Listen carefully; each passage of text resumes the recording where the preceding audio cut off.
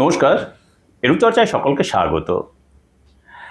বেশ কিছুদিন আমার ভিডিও করা সম্ভব হয়নি যে কোনো কারণেই। তো আমি আবার ফিরে এসেছি, কারণ অনেকেই অনেক প্রশ্ন করেছেন তার উত্তর নিয়ে। তো প্রথমেই আমি বলে রাখি যে একটা ভিডিওতে এত প্রশ্নের উত্তর দেওয়া সম্ভব হবে না, তাই একটা অংশ করে আলাদা আলাদা ভিডিওতে উত্তর দেব, তাতে আপনাদের বুঝতেও সুবিধা হবে। তো আমরা দেখেছি যে এই গত এক মাস ধরে পরিবর্তন না প্রত্যাবর্তন তাই নিয়ে যে মহাযুদ্ধ চলেছে তা সমাপ্ত হয়েছে 4 তারিখে, এবং বাংলার মানুষ আবার একটা পরিবর্তন দেখল। সেই পরিবর্তন বিপুল জনাদেশে এসেছে, আর তাকে অবশ্যই স্বাগত জানাই, এবং পশ্চিমবঙ্গের মানুষ স্বাগত জানিয়েছে বলেই এই পরিবর্তন এসছে। এই পরিবর্তনের সাথে সাথে মানুষের কিন্তু আশা আকাঙ্ক্ষাও বৃদ্ধি পেয়েছে।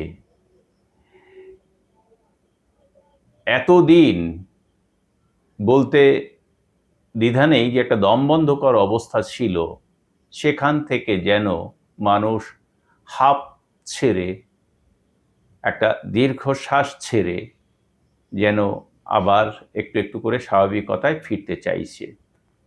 কিন্তু প্রত্যাবর্তন হলে এসএসকেএমএসকে বা পার্শ্ব শিক্ষকদের বা চুক্তিভিত্তিক যে সমস্ত বঞ্চিত শিক্ষক বা কর্মী রয়েছেন, আমি তাদের কথা একটু বলবো, তাদের কিন্তু আশা কোনো কিছু ছিল বলে মনে হয় না। কিন্তু পরিবর্তন হওয়াতে সেই আশা কিন্তু বৃদ্ধি পেয়েছে। আমি আজকে শুধুমাত্র এসএসকেএমএসকে এবং পার্শ্ব শিক্ষকদের কথা বলবো। যেহেতু বিজেপির সংকল্পপত্রে এসএসকেএমএসকের উল্লেখ রয়েছে এবং পার্শ্ব শিক্ষকদেরও উল্লেখ রয়েছে, এবং সেই উল্লেখ শুধুমাত্র বেতন বৃদ্ধিতে সীমাবদ্ধ নয়, তাদের একটা উপযুক্ত ব্যবস্থার মধ্যে সীমাবদ্ধ।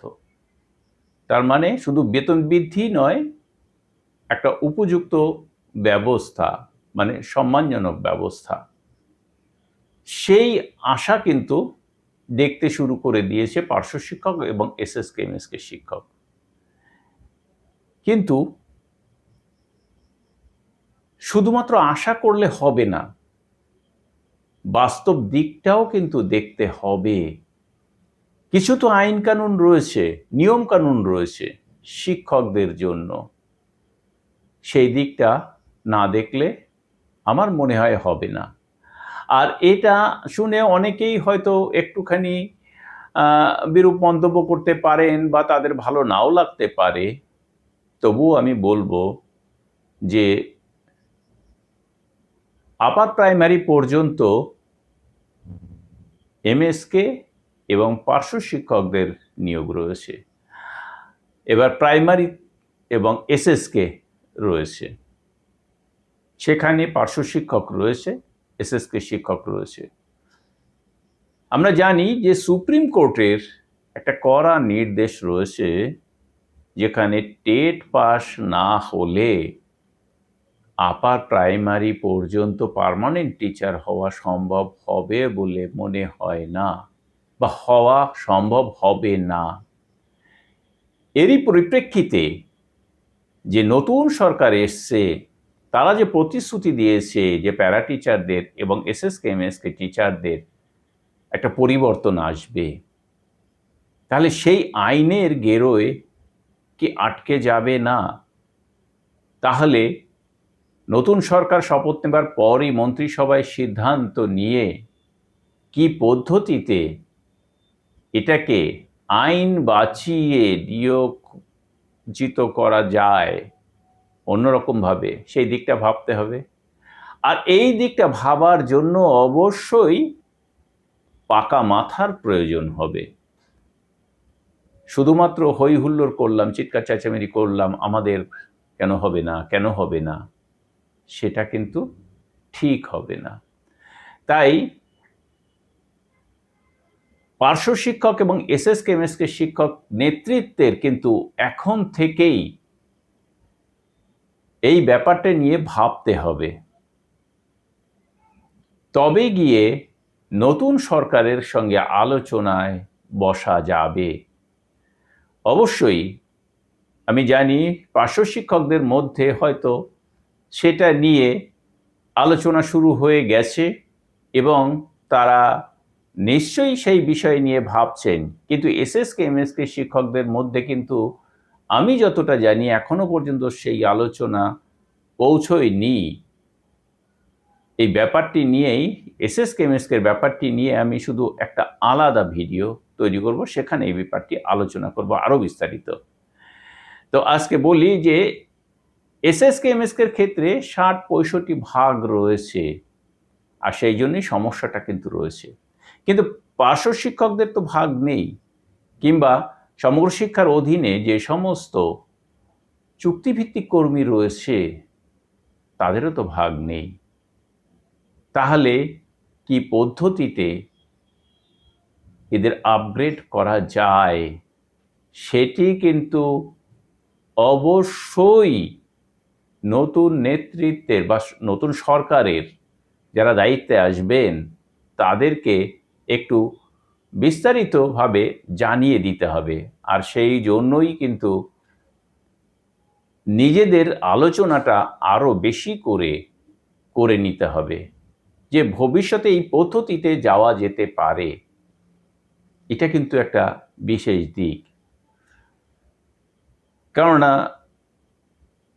সরকারে এসেই সমস্ত কাজ করে ফেলবে নতুন সরকার, এই আশাটা বোধহয় করা ঠিক হবে না।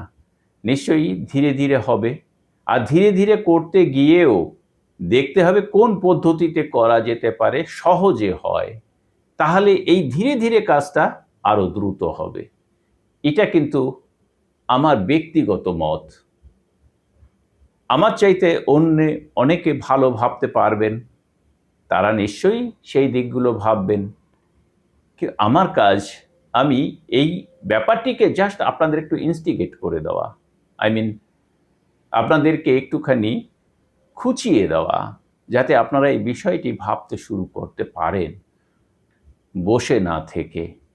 অতএব যদি ৯ তারিখ শপথ গ্রহণ হয় এবং তার পর মন্ত্রিসভা গঠিত হবে, বিধানসভা তৈরি হবে, তারপর বিধানসভার বৈঠক হবে এবং তারপর বিভিন্ন পরিকল্পনা গৃহীত হবে, তার আগেই কিন্তু এই ভাবনাগুলো ভেবে নিতে হবে এই পার্শ্ব শিক্ষক বা এসএসকে এমএসকে শিক্ষক যারা রয়েছেন তাদের নেতৃত্বদের।